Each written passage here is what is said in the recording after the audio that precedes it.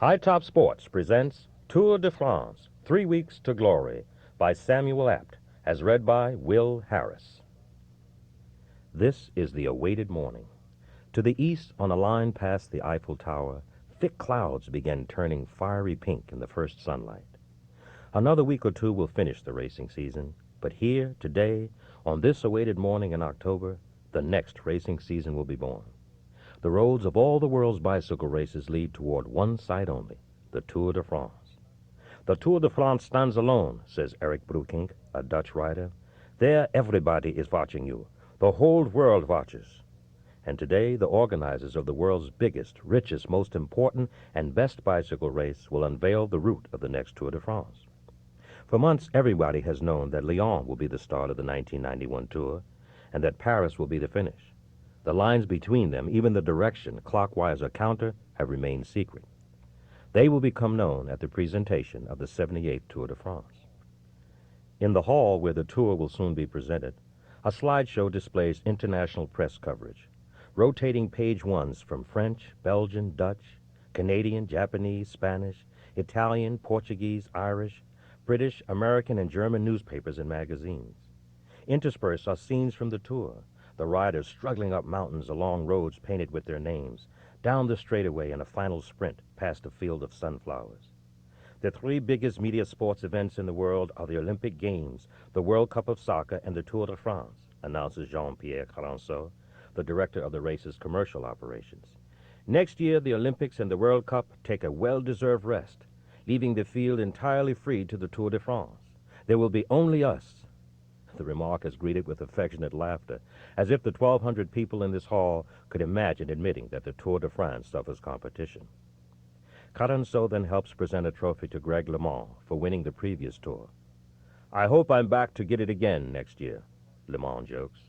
He is applauded by the guests, mainly journalists, tour officials, and politicians from the many towns, cities, and regions through which the race will pass. The guests revel in the ambiance of the tour. This is their world, the sport of summer. They seem uncomfortable in their suits and ties, so different from the shorts and T-shirts they wear 3 weeks a year in tour time. The slideshow ends, and Jean-Marie Leblanc, director of operations for the race, takes the stage. After a few words of welcome, he presents the map of the 78th Tour de France. First, the highlights. The race will start July 6 in Lyon and end in Paris on July 28th. During those 3 weeks, it will cover about 3,940 kilometers in a counterclockwise direction, leaving France for a day on July 18th on a visit to Jaca, Spain. 1 day off is scheduled July 17th, but it will include a plane flight from Saint-Herblain and Brittany to Pau, the gateway to the Pyrenees. Bicycle-mad regions of France like the North and Brittany will get their fill of the race, while such traditional stops as Bordeaux and the Massif Central will be skipped. 3 days have been added to the usual first week over level territory, delaying until January 18th the first climbing. Continuing their efforts to modernize, as the tour's organizers phrase it, they have also reduced the number of individual time trials. Excluding the short prologue, the riders face 2 individual races against the clock instead of the usual 3. Neither of the time trials will be uphill, another break with tradition. The Flat Earth Society seems to have subverted the tour. Just 4 days will be spent in the high mountains, and of the 2 days in the Pyrenees and 2 days in the Alps, just each one appears to be truly daunting. Even the fearsome climb to Alpe d'Huez has been leveled by removing the usual towering peaks earlier in the stage. Instead of a 25-kilometer climb up the 1,993-meter-high Madeleine, followed by an 18-kilometer climb up the 1,951-meter Glandon, as in 1990, or the 2,556-meter Galibier, followed by the 2,080-meter Croix de Fer, as in 1989. Alpe d'Huez will be preceded in 1991 by the Béarn, a climb of 7.5 kilometers to an altitude of 1,248 meters, and the Ornon, a climb of 5 kilometers to an altitude of 1,360 meters. In sum, 11 stages will be on the flat. 4 will be hilly, 4 will be in the high mountains, and 4 will be time trials, including the prologue and the team time trial. Leblanc explains that a balance has been sought between long stages, more than 230 kilometers, and short ones, less than 170 kilometers, and that there will be 6 of each. The point is clearly to seek parity.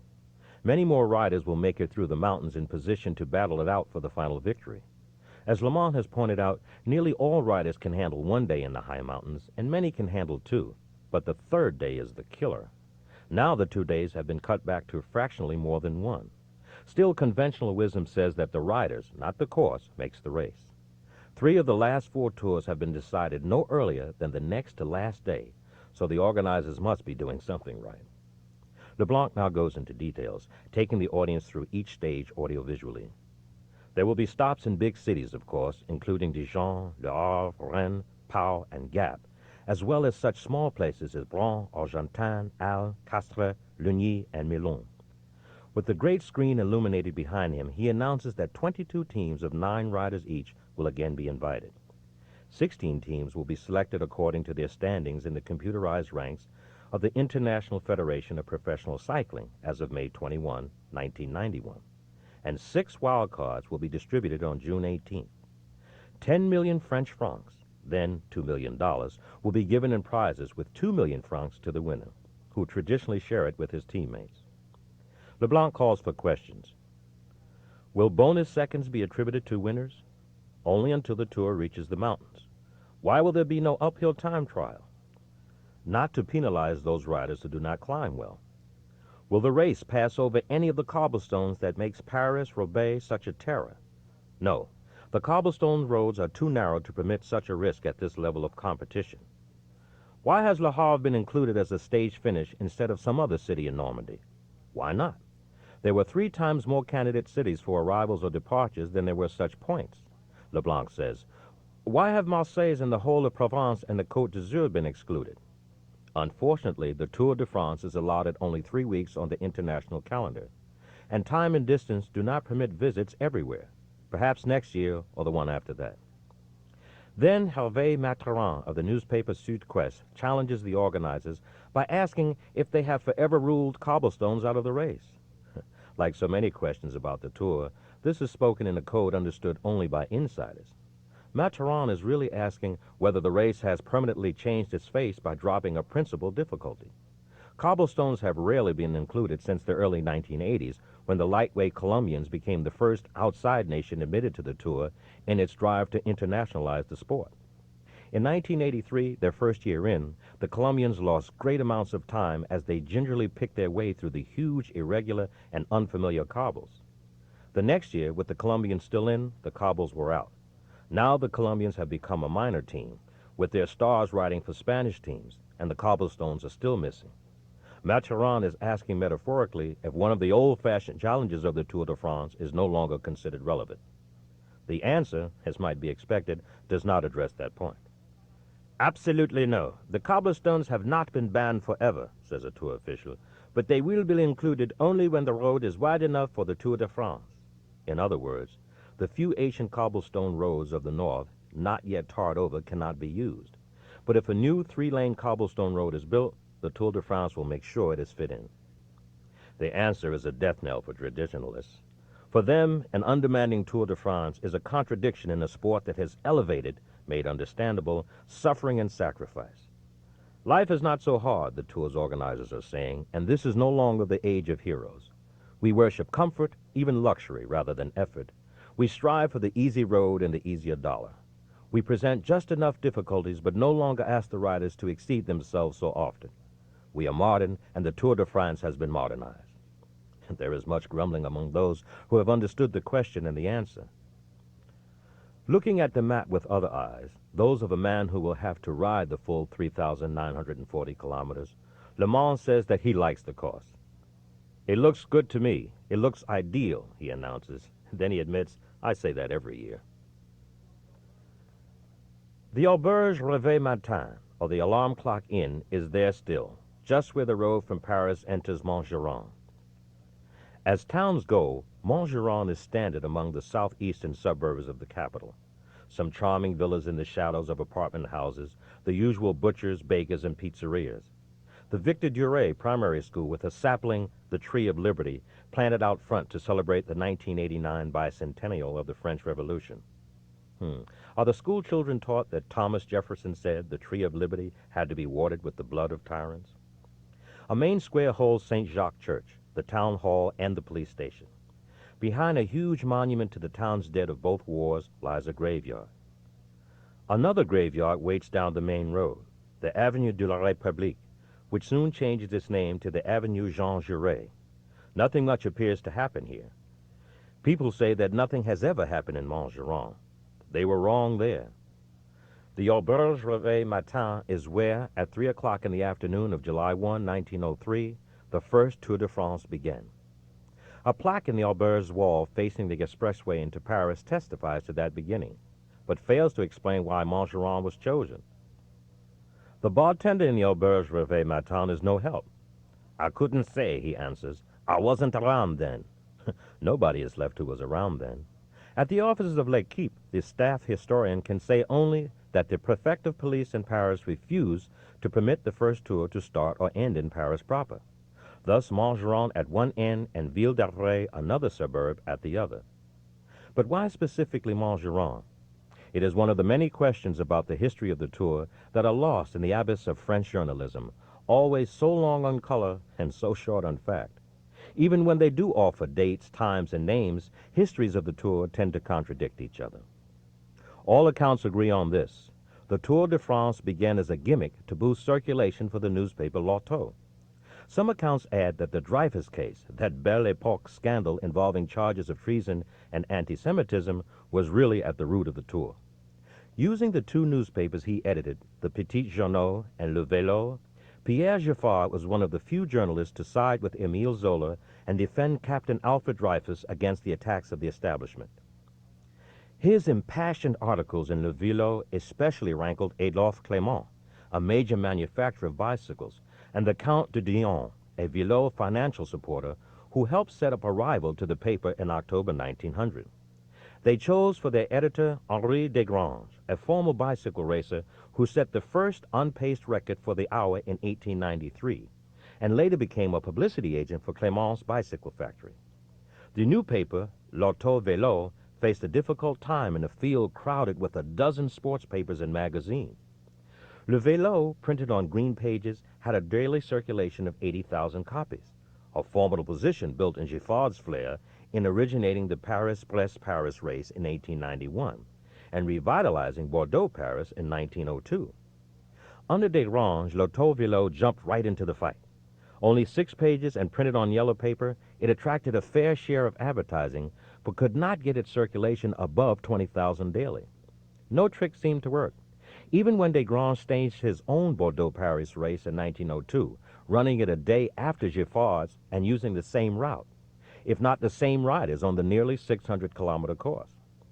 Giffard and Le Vélo appeared to be unassailable, especially after they won a lawsuit for plagiarism that obliged L'Auto Vélo to drop the vélo, or bicycle, from its name on January 15, 1903.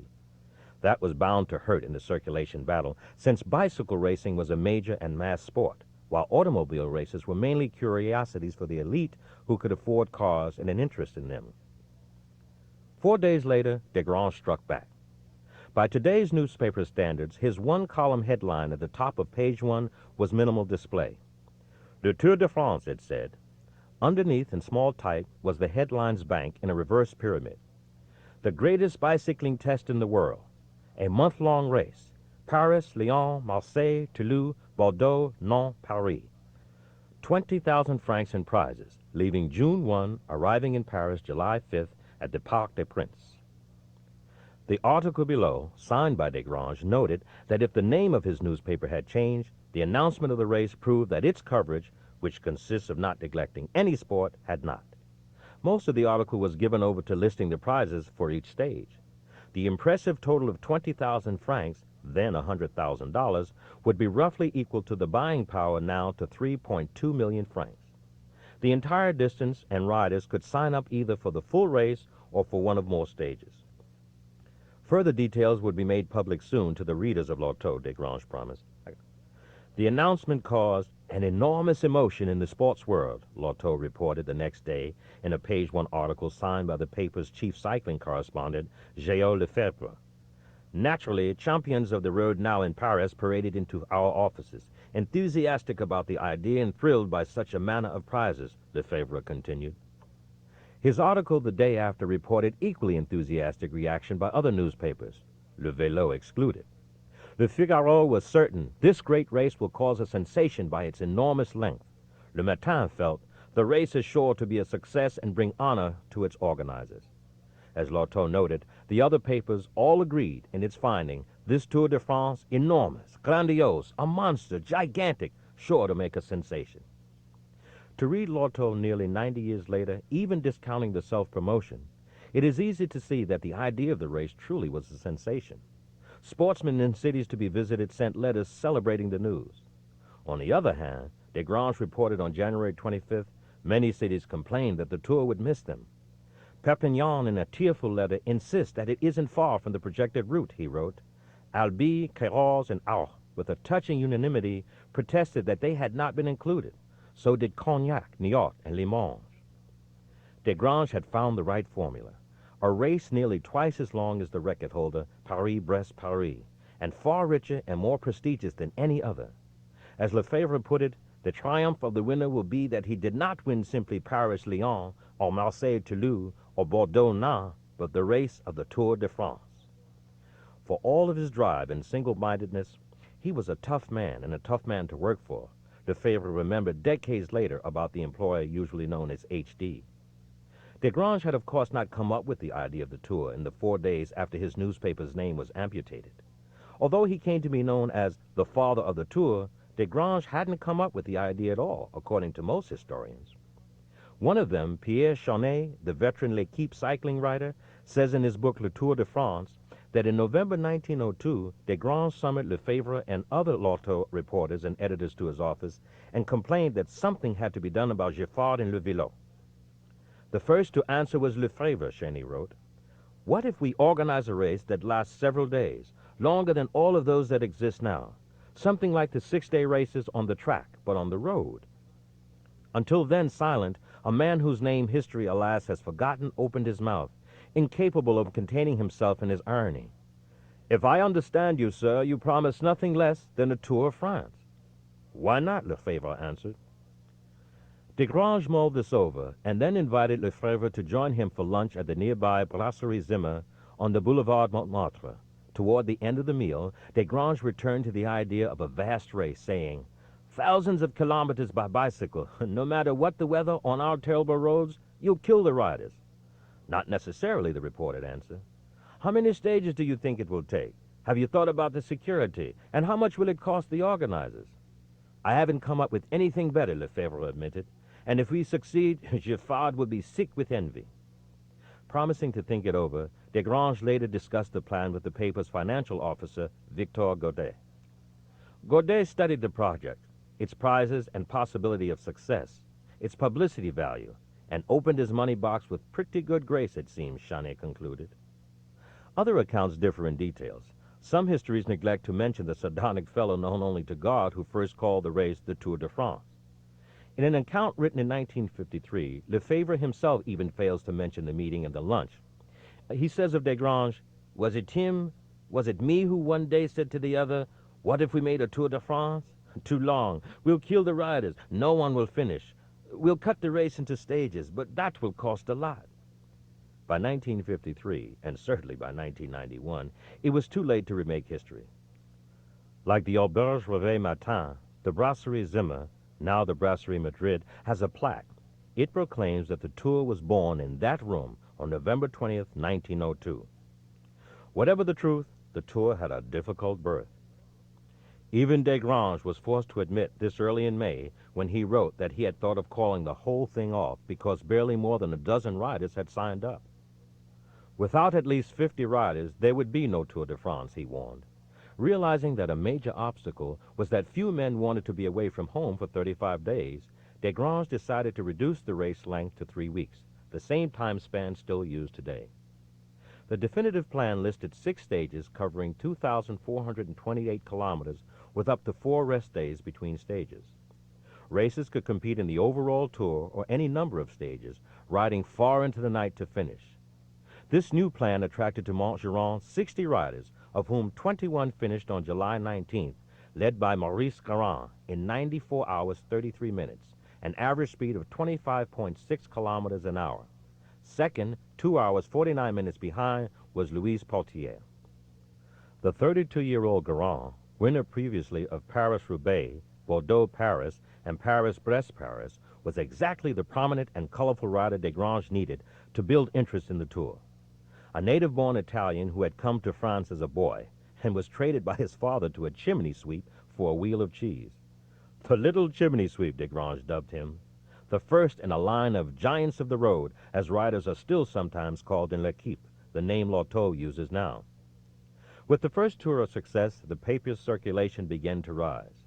L'Equipe's usual 300,000 circulation increases by at least a third during today's Tour.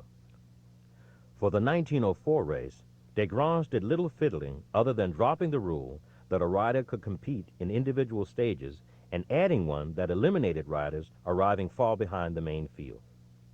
A year later, 88 riders left in the second Tour, which was conducted over the same course for 21,000 francs in prizes. The race was a disaster. The first time out, cheating was limited to some outdistanced riders hauling themselves and their bicycles onto trains to finish a stage. In 1904, cheating was rampant, with crowds of toughs blocking the roads at night, beating some riders while allowing their favorites through. Nails were strewn on the road, puncturing even the tires on Desgrange's car as he attempted to return the race to control. Charges were heard that some riders had traveled by car at night on difficult stretches of the road.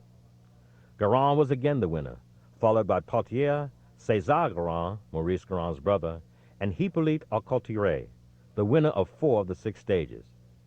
4 months later, after an investigation by French cycling authorities, they were all disqualified, and first prize was awarded to Henri Cornet, at 20 still the youngest winner of the Tour. Poitier was suspended for life and Maurice Garand for 2 years.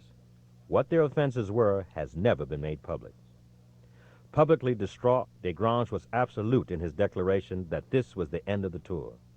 "The Tour de France is finished," he wrote, "and the second edition, I'm afraid, will be the last. It has been killed by success, by the blind passions it has unleashed, the injuries and filthy suspicions caused by the ignorant and the wicked." The Tour ended. In his heart, Desgrange didn't believe it for a minute. And he was right. Occasionally a stage would be interrupted and even halted by political demonstrations and rider strikes. But the Tour itself has never been stopped, except by both world wars. There was no race from 1915 through 1918, and again from 1940 through 1946.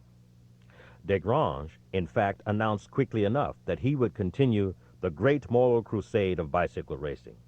As part of that effort, he made many changes in the 1905 Tour. The route was enlarged, adding excursions into Brittany, Normandy, and Alsace, and the length grew to 2,970 kilometers, divided into 11 stages. The stages themselves were shortened, and night stages were eliminated. Overall time no longer decided the winner.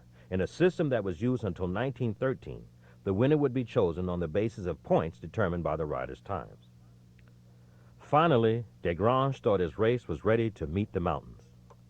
The first was the Ballon d'Alsace, and then came 2 climbs into the Alps, the La Fraye Hill and the Bayard Pass. The public wondered if racers could ride up the mountains or whether they would have to dismount and walk their bicycles up. René Poitier answered the question by mounting the Ballon d'Alsace at a speed of 20 kilometers an hour and adding to the legend of the giants of the road. That he had to quit the next day because of tendinitis did not diminish the legend much. Bit by bit, Desgrange was fashioning the Tour in its modern image. In 1907, the race was open to other bicycle manufacturers beside Peugeot, which had enjoyed a near monopoly after Garand's victory on the La Française model.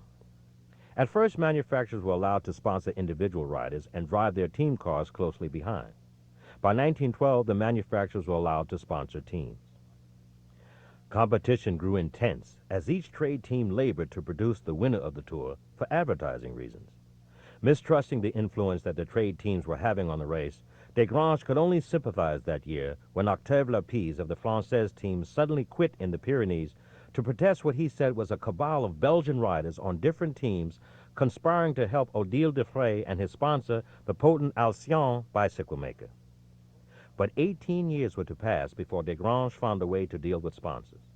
Although nothing could be proved, trade teams appeared to be strangling the race throughout the 1920s with their arrangement of winners after long breakaways from unresponsive packs. Desgrange tried different approaches, including introducing time bonuses at the finish in 1923 and sending teams off at different times and stages on the flat in 1927, turning the Tour for days into a sort of continuous team time trial. Late in 1929, he decided to revolutionize the race, ending competition by sponsoring teams and introducing national and regional teams. For the 1930 race, the 100 riders were divided into 5 teams of 8 men each from France, Italy, Spain, Belgium, and Germany, plus 60 riders representing the North, Southeast, Ile-de-France, Champagne, the Midi, the Côte d'Azur, Normandy, Provence, and Alsace-Lorraine. Compensating for the loss of sponsors' fees, Desgrange added a publicity caravan of trucks and cars advertising everything from candy bars to cheese. The system of national and regional teams helped reinvigorate the Tour during the 1930s and was continued after World War II until 1962, when trade teams were revived. In 1967 and 68, the race again turned to national teams, but in 1969, the experiment was abandoned, and trade teams have competed ever since. Now they are rarely sponsored by bicycle manufacturers, carrying instead the banners of electronic companies, carpet salesmen, do-it-yourself hardware franchises, clothing factories, and storm window suppliers. The arguments for trade teams include the dilemma of divided loyalties. A Belgian rider, say, who happens to ride most of the year for a Dutch team, would find himself competing against his usual teammates in the most important race of them all. How should he respond in a breakaway by his habitual team leader, now on another side? That is a question that sometimes confuses the one-day World Championship road race, the only professional competition involving national teams. In 1936, an ailing Desgrange, who was to die 4 years later, yielded his direction of the Tour to Jacques Godet, the son of Victor Godet, Lotto's original financial director. Godet continued in the role for 51 years, sharing the responsibilities after World War II with Félix Levitan, and allowing the race to benefit from continuity at the top for an astounding 84 years. Only in a few ways would today's Tour de France be unrecognizable to Desgrange. The man who created the leader's yellow jersey in 1919 and the King of the Mountains classification in 1933 would not be surprised to see also the Green Points jersey in 1953. From the first individual time trial in 1934, it is not too far to the first prologue in 1967, nor is it from the start in Montgeron to the first start outside France, Amsterdam, in 1954. He would surely understand the change in the finish from a velodrome in Paris, either the Parc des Princes of his day or La Chapelle in 1968 to the Champs-Élysées in 1975 and its traditional 500,000 spectators. Might Desgrange be amazed at the way the sport has become truly international? Not really, since he witnessed victories by the first riders from Luxembourg, François Fabier in 1909, Belgium, Odile Defray, 1912, and Italy, Ottavio Bottecchia in 1924. So Desgrange probably would have hailed the first team from outside Europe, Colombia, 1983, the first from America, 7-Eleven, 1986, and the first from the Soviet Union, Alpha L'Homme, in 1990. Less certain would be his reaction to the start of the Tour de France every 2 or 3 years outside the mother country. The vastness of the race would be familiar. Limited now by international rules to 200 riders, usually divided into 22 teams of 9 men each, the pack is no more than a quarter larger than any that Desgrange watched. In size, prestige, and richness of prizes, the Tour remains paramount.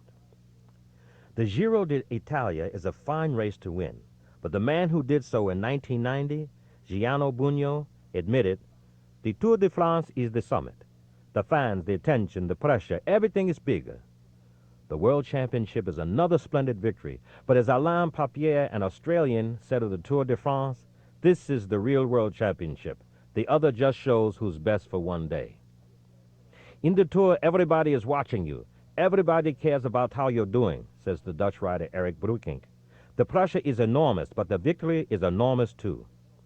There is no race like the Tour, Greg LeMond says. Everything is bigger, more important. Enormous, bigger, more important. The summit, echoes of the words Lotto used in 1903 to announce its first Tour.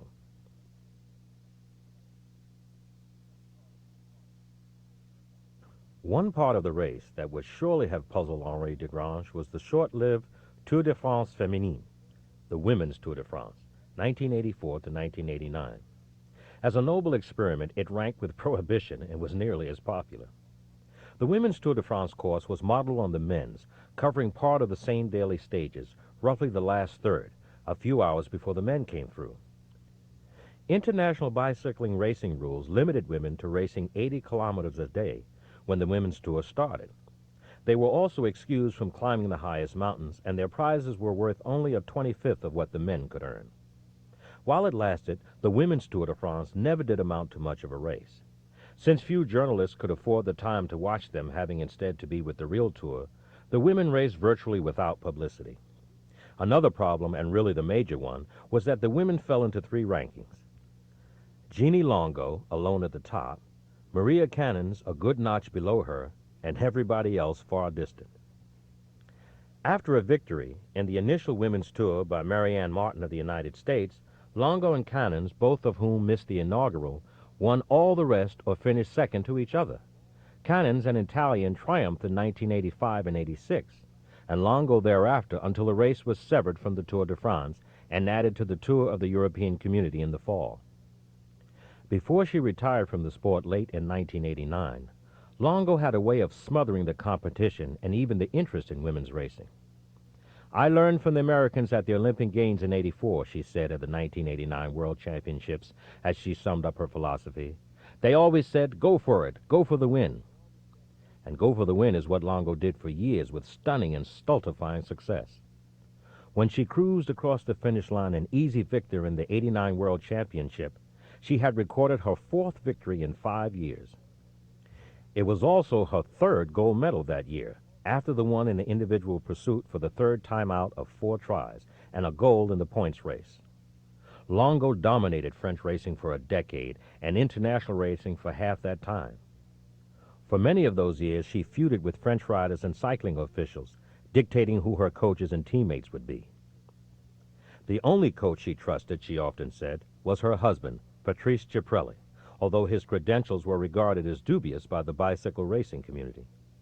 With many a mutter, the French always accepted her demands since she was a winner. Along with her road race and pursuit medals in the World Championships and her triumphs in the last 3 women's Tour de France, she won the Coors Classic in 1985, '86, and '87. She held the women's hour records indoors, at altitude and at sea level, the records for 5, 10, and 20 kilometers outdoors, and for 3, 5, and 20 kilometers indoors. Her only failure had been at the Olympic Games, where she never won a medal. Longo's obvious successor when she quit at 31 was not Cannons, then in her 40s, but another Frenchwoman, Catherine Massal, then 18. Second to Longo in that World Championship and the easy winner of the race in 1990, she also won the Junior World Championship on the road in 1987 and in the pursuit in 1988. Although they were teammates, Longo and Massal were not friends. Longo was not close to any member of her final World Championship team, which imposed a fine of 10 francs on anybody who mentioned her name at the communal dining table. Longo ate and trained apart from the team, of course. Another reason for her teammates' anger was Longo's refusal to ride in the team time trial, in which the French finished third. "I'm not a superwoman," Longo said in her own defense, but she really was. Nurtured by Henri Desgrange, the legends of the giants of the road sprung from the first tour. What he wanted were heroes, and he set the bar ever higher to create them. In 1910, when he added the Pyrenees to the tour's route, the riders denounced the circle of death of the Peyre-Sud, Aspin, Tourmalet, and the Aubisse passes. These mountains, they charged, were so wild that they were still roamed by bears. Desgrange was unyielding and approved the climb over the 1,700-meter-high Aubisse even after an agent said that the road up to the pass was no more than a mule track. On the day of the stage, the editor waited with other officials at the bottom of the mountain for hours past the expected arrival of the riders. Finally, one appeared, but would not or could not speak. 15 minutes later came Octave Lapise, the Frenchman who was to win that tour. Lapise stared at Desgrange and spat out the word assassin. By all accounts, Desgrange was pleased. Another great legend dates from 1913, when the vastly popular Angenot Christophe, then in second place overall, broke the front fork of his bicycle on a descent from the Tourmalet. As the rules specified, he had to repair the damage himself, so he picked up his bicycle and walked 14 kilometers to the nearest village, Saint-Marie-de-Campan, where he found a blacksmith shop and proceeded to forge the needed piece. The work went on for 4 hours while the officials who were overseeing his labor began to fidget with hunger. "Have I eaten?" cried Christophe. Finally, at last, he rode on to rejoin the tour, all hope of winning gone. Only later did he learn that he had been penalized an extra 3 minutes for allowing a small boy to work the bellows while he had both hands full hammering the new fork. Lightning struck twice for Christophe. In 1919, when Desgrange responded in mid-race to complaints by spectators that they could not tell who was leading, he bestowed a special jersey, a yellow one for the color of his newspaper, on Christophe. He was in that jersey on the next to last stage when, once again, his front fork broke. Again, Christophe stopped at a forge and repaired his bicycle, and again the lost time cost him his chance for the final victory. He was never to win the Tour. Another rider who would never win was René Vietto, Roi René, or King René, one of the finest French climbers ever. His legend was formed in the 1934 Tour when he was 20 years old, a former hotel bellboy at the Côte d'Azur who was fulfilling for the first time his dream of riding for France in the Tour. Left far behind in stages over the flat, Vietto stormed into the Alps and Pyrenees, winning 3 stages and eventually the title of King of the Mountains. In the Pyrenees, Vietto stayed close to his team captain, Antonin Magny, who was being challenged for the yellow jersey by Italian riders. When Magny fell in a descent, Vietto gave him a wheel of his bicycle and waited a few minutes for a team car to get him going again. The next day, on the stage to Luchon, Magny fell on the descent from the Porte d'Aspet and broke his front wheel a second time. Vietto was ahead, but noticing that his leader was not at the front, went back for Magny. When he found him, Vietto continued to follow the rules of the sport and gave Magny his wheel again. Off went Magny, leaving Vietto to wait for the team car. This time it was far behind. When it finally arrived, Vietto was sitting on a stone wall, weeping over his lost chances. A few days later, Magny won the Tour, and Vietto finished 5th, an hour behind. At the end at the Parc des Princes in Paris, the crowd insisted that the men ride together on the traditional victory circuit. Old-timers remember still how glorious Magny looked in a yellow jersey and how Vietto matched him, even if no jersey has ever been or ever will be awarded for sacrifice. Nearly everybody in the small world of professional bicycle racing remembers the photograph, and Davis Phinney remembers it best. It shows him sitting on the ground behind a car, his right hand up to his face, his body limp, and blood everywhere. "I just center-punched that car," Phinney said. Traveling at high speed and with his head down in the 1988 Liège-Bastogne-Liège race, he rammed the stopped car from the rear and went headfirst into the window, which shattered. "I just had time to get my left arm up to my face," the American rider said, repeating the motion and showing a long scar on the underside of his arm. "I lost the use of my little finger. It just hangs there, limp." His nose was broken and his face so badly ripped that he needed 150 stitches to repair the damage. The scars have faded now. When he laughs, which is often, the scars around his eyes blend into a worldly crinkle. "People say they add character to my face," Phinney boasted. Liège-Bastogne-Liège is even older than the Tour de France. Begun in 1890 as a race for amateurs, it is generally regarded as the oldest of bicycle racing's classic or one-day races by 1 year over Bordeaux-Paris.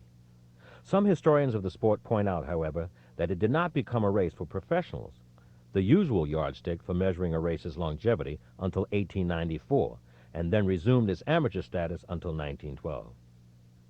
That amateur tradition lingers. Until 1990, Liège-Bastogne-Liège was organized by the Royal Cyclist Peasant Club, Liégeois, which proudly listed on its stationery such local sponsors as a furniture manufacturer and a pinball machine supplier. In a way, it was charming to have mom-and-pop organizations running such an important race in an era when marketing studies and computer printouts are beginning to dominate the sport. Sometimes Liège-Bastogne-Liège seemed more like an overgrown Camisée, one of the lots of fun for the family races that nearly every town in Belgium holds annually. Sometimes, though, because it was all so casual and the weather often rainy and even snowy, Liège-Bastogne-Liège was unsafe. Roads up and down some of its hills were narrow and clogged with spectators, making it difficult for the racers to get through. Press photographers on motorcycles were allowed to shadow the riders so closely that they could block a breakaway. In 1988, before Finney was hurt, dozens of riders spilled into a drainage trench that had been dug across the course. In major races, the organizers monitor the roads beforehand to prevent unexpected obstacles, or they post sentries with yellow flags to warn the riders. But in Liège-Bastogne-Liège, nobody seemed to know about the trench. "I was in that crash," Finney said, "and I wrecked both wheels. By the time I got going again, I was 5 minutes down and ready to quit." Mike Neal, the manager of the 7-Eleven team, drove up and told Finney and a teammate, Alex Dieta, to stay in the race. "Come on, let's go," he said, Finney remembered. "I was feeling so good that we just took off. Because of the crash, there were riders all strung out ahead, and I was raging and went by those groups. I was going. Team cars were all along the road, and I tried to ride in the center, passing between the cars. I was leapfrogging cars, but getting tired because I had been chasing for about 10 kilometers. I could see the pack, and they were about 200 meters away, so I just put my head down and rode. I heard horns honking behind me, and I thought it was just team cars warning riders to move over, and I put my head up, and a car had just stopped in the middle of the road. The car belonged to the Isoglass team and had stopped to replace a punctured tire for one of its riders. At that time, Finney estimated he was racing 50 kilometers an hour, and the car was about 5 feet ahead of him. It was a pretty narrow road," he continued, "but he didn't stop on the side the way he's supposed to. He stopped in the middle, and I plowed into him. It was my fault. You assume there'll be nothing there, that the race is ongoing, but ultimately everything is pretty much your fault in bike racing." He was rushed by ambulance to Liège for a 2-hour operation. 2 days later, he was back on his bicycle, riding it on rollers as racers do to warm up. "Mostly it was to sweat and clean out the anesthetics from my body," he said. A few days more, and he was riding through the streets, careful about the cast on his left arm. Like a batter who has been hit by a pitch, the trick is to get going right away, not brood about it. 10 days after he left the hospital, he entered his first race, a Kermesse in Belgium. 4 weeks to the day after the crash, Finney outsprinted the pack to win a stage of the Tour of Romandie, a Swiss race. Finney returned to Liège-Bastogne-Liège in 1989. "I was really uptight, and the closer I got to where I had crashed, I started to get this block in my mind. I couldn't ride in the field with everybody else. I was so tense that I was riding last guy. Once we went past that point, I started to relax." Because he had been riding in Europe since the earliest race in February, and because he was still recovering from a tendon operation on his left knee months before, the 7-Eleven team sent him home to Boulder, Colorado, a week before the 1990 Liège-Bastogne-Liège. "I'm really glad to miss that," he said. The race is now one of the 12 classics that compose the prestigious and lucrative World Cup.